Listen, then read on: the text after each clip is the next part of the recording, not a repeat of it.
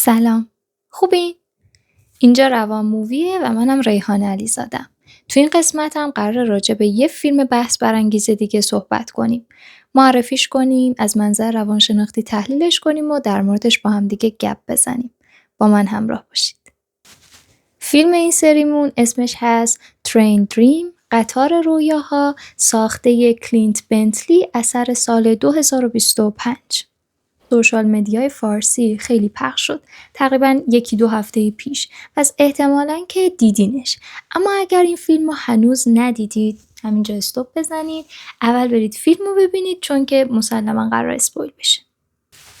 خب بریم سراغ داستان فیلم.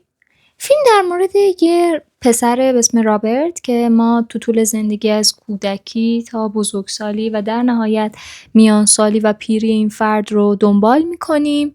در ابتدای مسیر ما میبینیم که این فرد سوار قطار میشه. در جلوتر میگیم که حالا چرا اسم فیلم با عنوان قطار رویاها انتخاب شده. سوار قطار میشه و حالا 5 یا 6 ساله که حالا دقیق هم نمیدونیم چند سالشه، ما نمیدونیم، خودش هم نمیدونه.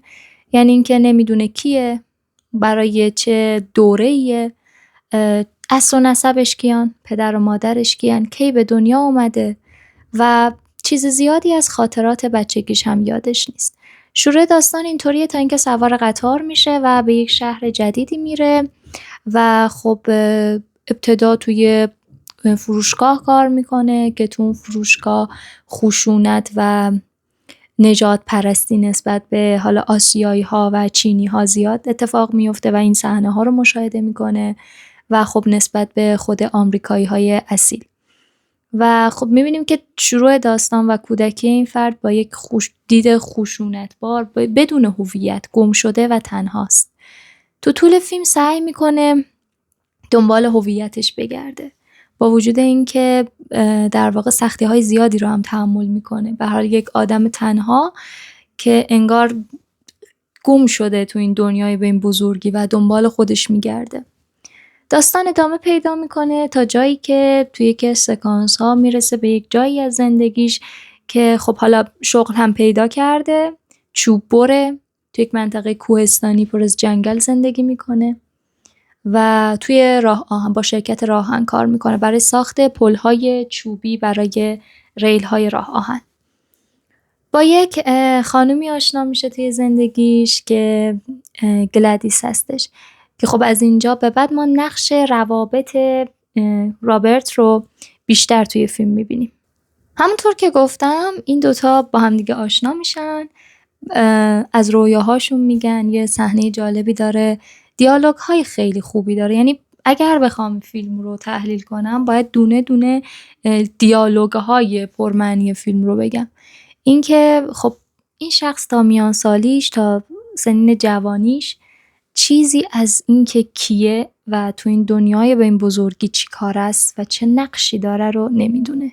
یه آدم گم شده بدون هویت، بدون ساده ترین بوده های هویتی. حالا هویت ما چندین تا لایه داره، اینکه اسمم چیه، اهل کجام، چه معنایی دارم، چه هدفی دارم تو این زندگی. این آدم حتی اینکه اهل کجاست، چند سالشه ازش گرفته شده و خیلی پر در واقع چاله چوله است اون هویتی که تشکیل نشده واسش.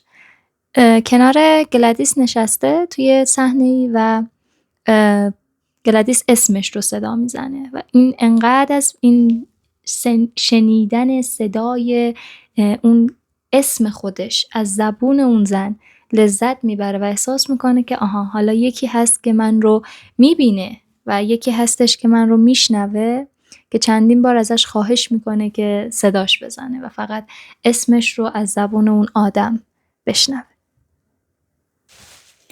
گلادیس و رابرت با هم آرزوهاشون رو شروع میکنن به در واقع ساختنش. یک کلبه چوبی میسازن توی یک منطقه جنگلی و کوهستانی و خب رابرت هم که میره سراغ شغلش چی بود؟ چوب بری. و بعد دوباره برمیگشتن خونه‌شون. تو این حین دوستان زیادی و معاشرت‌های زیادی برای رابرت اتفاق میفته توی این شغلی که داره و خب هر کدومشون انگار یک سری تاثیرات خاصی توی زندگی این فرد داشتن. چوب‌هایی رو می‌برن، درخت‌هایی رو می‌برن که شاید بالای 500 سال اینها قدمت داشتن و خب یه دیالوگی هم بین خودش و دوستانش رد و بدل میشه که میگن که حالا ما کار خاصی نمی‌کنیم، این درختایی رو که میندازیم انقدر درخت به اندازه وسعت این دنیا وجود داره که حالا اتفاق خاصی هم نمیفته. تا این درخت رو ما میندازیم درخت بعدی رشد کنه دوباره انقدر سال زمان برده که یه شخصی که پیرتر بوده و سابقه بیشتری، تجربه بیشتری تو این کار داشته، میگه من هم جوان بودم همین فکر رو میکردم، اما هر چوبی که ما میندازیم انگار یه اثری رو داریم از خودمون توی این اکوسیستم به جای میذاریم که عاقبتش و نتیجه و پیامد این کارمون گریبانمون رو میگیره. پس توی این فیلم به پیامد کارهایی که انجام میدیم انگار این شخصیت رابرت به دنبال این هستش که تأثیر خودش رو توی این زندگی پیدا کنه و ببینه که حالا که نقطه شروع رو ازش گرفتن در واقع چه تأثیری داره توی این دنیا، چه نقشی داره توی این دنیای به این بزرگی. و حالا هر دیالوگی که بینشون رد و بدل میشه، آدم‌هایی که میان گذری توی زندگیش و تأثیراتی که میذارن، همه اینها میتونه نقشی باشه، اون یک برگی از اون دفتری باشه که واسه اون شخص روشن میشه. توی یک صحنه رابرت در حال چوب بریه و یک دوست آسیایی، یک فرد آسیایی که حالا شاید چینی باشه، تو طول فیلم گرفته میشه یک دفعه ناگهانی از طرف اون سرکارگرها و اون در واقع کارفرماهایی که وجود دارن و بدون اینکه تو آنی، بدون اینکه مثلا گفته بشه چی کار کرده، میبینیم که دائما داره میپرسه خب چی کار کردم. تو جلو چشم همه اون کارگرها از اون در واقع راهن پایین انداخته میشه از پل و میمیره. این صحنه رو کامل تماشا میکنه رابرت بدون اینکه حرفی بزنه، بدون اینکه بپرسه خب چی شد، و فقط نگاه میکنه مثل بقیه. این صحنه تاثیرات خیلی بزرگی داره توی این فیلم. اینکه این فرد شاهد یک در واقع ظلم و ستم، یک اتفاق ناروایی بوده و سکوت میکنه. از اینجا به بعد ما میبینیم که این روی ناخودآگاه این رابرت بسیار تاثیر میذاره و تو طول این مسیر دائما منتظر مجازات و دیدن پیامد این اتفاق هستش. انقدر این کارگردان این انتظار برای اینکه حالا نتیجه این پیامد رو ببینه اون فرد و نتیجه اون سکوتی که کرده رو ببینه قشنگ جلوه میده و ما همه انگار با موسیقی، با صداها، با اتفاقهایی که حالا این میفته، یه درختی رو میگن همیشه میتونن چوب برا تشخیص بدن از کدوم سمت میفته، اما همیشه یه چند درصد خطا هست که درست تشخیص نمیدن و روی چوب برا میفته و تعداد زیادی میمیرن. یا اینکه مثلا دوستش داره توی جنگل راه میره، یه در واقع شاخه درخت میفته رو سرش و میمیره. ما همش انتظار داریم یک اتفاق بد بیفته از اینجا به بعد توی داستان برای رابرت، اینکه حالا خودش بمیره، یک اتفاق بدی رو ببینه، همش منتظریم اون پیامده، اون خطا اختاره‌ای که اون دوست پیره بود داد، گفتش که شما فکر میکنید ما هر تأثیری که میذاریم یه نقشیه و این اثر به خودمون بر میگرده. به هر حال همش منتظریم که اون پیامد منفیه رو ببینه رابرت یه جایی تو این زندگی و خب میبینه چجوری داره برمیگرده دوباره با قطار، یک دود و مه غلیظی رو میبینه، به ایستگاه مورد نظرش میرسه، پیاده میشه و میبینه که آتیش گرفته جنگل. بله، میره سمت خونه و کلبه در حال سوختن رو میبینه، کلبه‌ای که توش همسرش گلادیس بوده و دختر کوچیکش کیتی. گفتم فیلم خیلی خوب اسم گذاری شده، قطار رویاها. حالا چرا قطار؟ اولا که نقش خیلی کلیدی توی اتصالهای زمانی برای ما قطار داره توی این فیلم، اینکه حالا از یک بعدی به بعد دیگه میره، از یه جایی به یه جای دیگه میره، با قطار این رو در واقع نشون میده. و اینکه این قطاره یک تمثیل بسیار خوبی از مسیر زندگی هست که افراد طی میکنن و خب همچنان در حال گذر و تغییر هستش. زمانی که رابرت از قطار پیاده میشه و متوجه میشه که بله زندگیش از بین رفته، خونش سوخته و هیچ اثری از کیتی و اون همسرش گلادیس نیست. داره انگار از قبل به ما میگه که قراره یک اتفاق بدی برای کیتی و گلادیس بیفته. اون زمانی که رابرت برمیگرده خونه بعد از یک دوره کاری، قرار میذارن با همسرش که این آخرین دوره شغلیش باشه، وقتی برمیگرده کارگاه چوببری رو داشته باشن. و خب این خیلی ناراحت از این که زمانی که دخترش از وقتی به دنیا اومد این هیچ شغلش فصلیه، میره میاد، زیاد تو خونه نیست، اون دخترش باش اونس نگیره و اون زمان و سیر بزرگ شدن دخترش رو نبینه. تو این حین زمانی که میخواد بره به سمت شغلش و خداحافظی میکنه با همسرش، ما میبینیم که کیتی کوچولو ازش خداحافظی نمیکنه و میره. و این خداحافظی نکردن خیلی نشون داده میشه، انگار بولد میشه، هم از اون غمی که تو چهره در واقع گلادیس میشینه و همون غمی که توی چهره رابرت هستش. انگار متوجه شدن که این آخرین خداحافظی پدر و دختره. از اینجا به بعد، یعنی بعد از سوختن خونه و نابود شدن زندگی رابرت، اگر بخوایم اسم انتخاب کنیم برای از اینجا به بعد داستان، میگیم سوگواری، غم و اندوه. رابرت میاد میبینه هیچ اثری از همسرش نیست، از کیتی نیست، کلن همه چی نابود شده، یعنی حتی یک جنازه‌ای هم پیدا نمیکنه که بخواد اون جنازه رو دفن کنه. و از اینجا به بعد ما برخورد رابرت با سوگ رو میبینیم که چقدر قشنگ کارگردان طبق نظریه‌های موجود اون مراحل سوگواری و پذیرش از دست دادن رو توی روانشناسی از دیدگاه رابرت نشون میده. در ابتدا میبینیم که رابرت انکار میکنه اینکه یک شخصی رو از دست داده، به دنبالشون میگرده توی چندین روز و فقط کارش اینه که بره دنبال زن و بچهش بگرده. یه امیدی تو دل مخاطب هم ایجاد میشه که شاید زنده باشن، چون که هیچ اثری ازشون نبود دیگه، هیچ جنازه‌ای، هیچ استخونی، هیچ چیز سوخته‌ای. شاید زنده باشن، شاید برگردن. انگار ما هم مثل رابرت داریم اون مراحل رو تجربه میکنیم. انکار میکنه و بعد خشمگین میشه. ما در صحنه‌ای میبینیم که از اون موقعی که سکوت کرده بود در برابر کشته شدن اون مرد آسیایی، دائما به شکل یک وجدان حالا هشدار دهنده توی مراحل مختلف بالا سرش اون روح اون شخصی که مرده بود رو میدید. روح شخص مرده رو روی زمین سوخته شده کلبش میبینه و بهش میگه که واقعا زیاده روی نبود. یعنی میدونه که یک در واقع اشتباهی رو انجام داده، اما خشمگینه و انگار از اون فرد میپرسه که این تاوانی که بابت این اتفاق افتاد رو چرا باید همسر من و دختر کوچیکم میدادن و این کار یک زیاده روی بود. یعنی خشمگینه نسبت به اون نتیجه‌ای که دیده.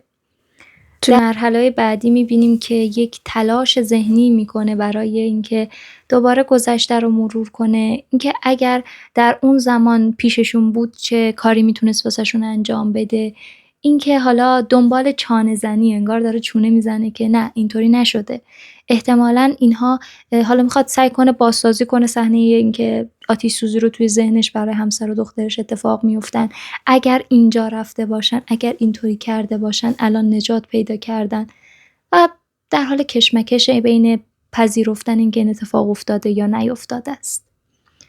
و بعد مرحله افسردگی هستش که فرد تک و تنها افسرده در زمینی که در واقع سوخته شده و سعی میکنه بسازتش، اما فقط چارچوب رو میسازه، کلبه رو، نه سقفش رو. انگار هنوز چونه میزنه، منتظر اون شخصش، اون عزیزانش برگردن و دوباره باهاش زندگی کنه. تو این صحنه ها که این داره مسیر رو طی میکنه برای پذیرش سوگ، اون یک فرد آمریکایی تباری که یک مغازه حالا خاروبار فروشی توی اون روستا داره پیشش میاد و سعی میکنه که باهاش همدلی کنه و ما تأثیر صمیمیت، تأثیر رابطه در واقع فقدان رو، در پذیرش و درک اون سوگواری رو میبینیم که چقدر اون وجود اون فرد میتونه تاثیرگذار باشه تا اینکه رابرت بتونه این مراحل رو طی کنه. با اینکه حالا صرفا وجود داره، باش حرف میزنه و حالا کار خاصی نمیکنه و فقط هست و باهاش همدلی میکنه. تو صحنه قراره که به شکار برن با هم دیگه، با اون فرد میرن و انگار رابرت صحنه شکار همسرش رو، شکاری که با همسرش رفته بود رو واسش یادآوری میشه، داره گذشته رو مرور میکنه و میزنه زیر گریه میکنه، ناله میکنه، سوگواری میکنه و اون لحظه ای هستش که بالاخره به پذیرش رسیده و میگه که نه، اونا مردن دیگه، بر نمیگردن. لحظه پذیرش رو تجربه میکنه رابرت و اون فردی که کنارش هست ما میبینیم که نه حالا میخواد حرف جالب و جذابی بهش بزنه یا مثلا همدلی، فقط حضور داره و در نهایت سکوت میکنه و بهش میگه که باید پوست این حیوانی که شکار کردیم و بکنیم. این دیالوگی که میگه انگار یک یادآوری از این هستش که آره، از دستشون دادی دیگه بر نمیگردن. خیلی غمگین و ناراحت کننده است، اما زندگی همچنان ادامه داره و باید با مسیرش جلو بریم. و رابرت سعی میکنه به زندگی برگرده.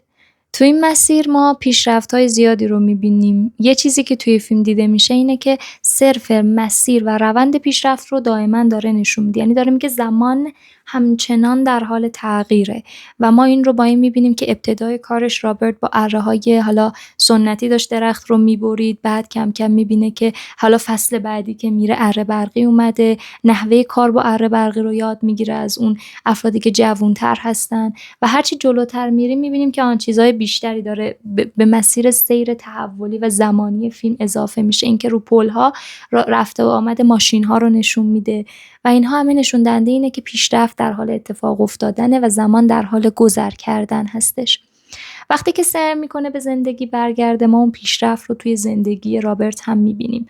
کلبش رو تموم کرده، ساخته، دیگه شغل چوب بری رو نداره، رفته و یه گاری خریده و دیگه حالا حمل و نقل رو داره انجام میده با اون گاری که خریده. همچنان در دلش امید و آرزوی این که با اینکه پذیرفته که این اتفاق افتاده و همسر و فرزندش رو از دست داده، اما همچنان در دلش نوری از امید این که یک روزی اونها رو دوباره پیدا کنه هستش. یک کشمکش درونی، این که این فقدانی که فرد داره تجربه میکنه همیشه به شکل خطی نیست، از این مرحله به این مرحله به این مرحله و در نهایت پذیرش و ادامه زندگی. نه، یک اتفاقی هستش که دائما در حال بالا و پایین شدنه و فرد دائما داره تجربه میکنه، غمگین میشه، میپذیره، دوباره تجربه میکنه، غمگین میشه و میپذیره و ادامه میده. اتفاقی که میفته تو این مسیر، حالا یک سری سگ رو پیدا میکنه که میان با اون گلشون توی خونش و انگار یه چیز جدیدی پیدا کرده واسه اینکه مراقبشون باشه و خب این هم به نوبه خودش تأثیری تو این مسیری که رابرت طی میکنه میذاره. و چیزی که متوجه میشه اینه که همه چیز تو این دنیا اثرشو میذاره دیگه. اگه دقیق نگاه کنه هیچ نقطه شروع و هیچ نقطه پایانی واسه چیزی پیدا نمیکنه. همه چیز در حال گذر و تغییر کردنه، مثل عبور یک قطار که دائما در حال رفتن و پیش رفتن هستش. زندگی رابرت رو داریم میبینیم و شاید بتونیم بگیم که این زندگی رو خیلی هامون داریم به همین شکل تجربه میکنیم و خیلی وقتها شده که توی قطاری مترو یک مسیر طولانی نشستیم و شاید به اون سیری که توی این زندگیمون اتفاق افتاده، این که خیلی جاها انتظار داشتیم رویاهایی ببینیم، این رویاها به کابوس‌هایی تبدیل شدن، خیلی جاها هم امید و آرزو بودن رو تجربه میکنیم. توی مسیرش در انتهای فیلمیم دیگه یه خانومی رو سوار میکنه و داره میبره که باهاش هم کلام میشه و دیالوگ‌های جالبی هم اینجا رد و بدل میشه. این که اون خانوم یک شخصی هستش که واسه شرکت‌های محیط زیستی کار میکنه، فعال محیط زیست هستش و اون هم توی زندگیش چیزهای زیادی رو از دست داده. میبینه که داره باهاش صحبت میکنه و میگه تو این جنگل به این بزرگی که قبلا یک یخچال طبیعی بوده، زمانی که اون یخچال از بین میرفته همه فکر میکردن که دیگه اینجا هم نابود میشه، اما الان یک جنگل به این زیبایی در واقع ایجاد شده با این رودخونه‌ای که شاید از بقایای همون یخچال طبیعی هستش که اینجا سرازیر هستش و خب همه چیز در حال تغییر هستش و هیچ وقت وای نمیسته که شما به اون در واقع اون چیزی که میخوای برسی. دنیا در حال تغییره، زمان میگذره و همه چیز عوض میشه. باز هم هیچ نقطه شروع و هیچ نقطه پایانی انگار نمیشه واسه چیزی در نظر گرفت. نه اون یخچال شروع بوده، نه این جنگل پایانه و همچنان این اکوسیستم زنده است و ادامه داره. درست مثل زندگی هر کدوم از ما که شاید میتونیم بگیم ما یک ابتدایی نداشتیم و یک انتهایی نداریم، ما یک بخشی از یک کل یک پارچه و منسجم هستیم و انگار همه در هم تنیده شدیم و تأثیراتی رو متقابلا روی هم دیگه خواهیم گذاشت تو این زندگی که قراره داشته باشیم. رابرت قسته که الان در انتهای فصل زندگیش قرار داره، با پشت سر گذاشتن تمام اون فراز و نشیب هایی که توی زندگیش اتفاق افتاده، عشقش، هویتش، از دست دادنشون، دوباره پذیرش زندگی و ادامه اون مسیری که داشته، به شهر میره و سعی میکنه که حالا که به زندگی داره به یه نحوه دیگه نگاه میکنه، تو اون باقی مونده فرصتی که داره اون رو عمیقاً حس کنه و تجربه کنه. میره شهر، میره سینما، یک فیلمی میبینه و بعد در واقع میچرخه توی شهر و سوار هواپیما میشه. این فرد حالا سن بالایی که داریم و از بالا تمام جنگل و زندگی رو میبینه. انگار که حالا متوجه شده که تو این از بالا وقتی دقیق به همه چیز نگاه کنیم، هیچ شروع، هیچ پایان و هیچ انتهایی وجود نداره و همه چیز در هم تنیده و کنار هم دیگه قرار دارن. انگار اون پرسشه که من کیم، از کجا شروع شدم و انتهای من کجاست، جاش رو داده به این پرسش که من در این کل یک پارچه نقشی داشتم و نقشم رو هم ایفا کردم. انگار میخواد بگه ما تنها موجوداتش، تنها و شناور در این کیهان بزرگ نیستیم. ما همه در کنار هم، بخشی از هم و متصل به هم هستیم. پیشنهاد میکنم حتما این فیلم خوب و تاثیرگذار رو ببینید، با دوستان و عزیزانتون راجبش صحبت کنید و ازش لذت ببرید. روان مووی رو هم که حتما دنبال داشته باشید.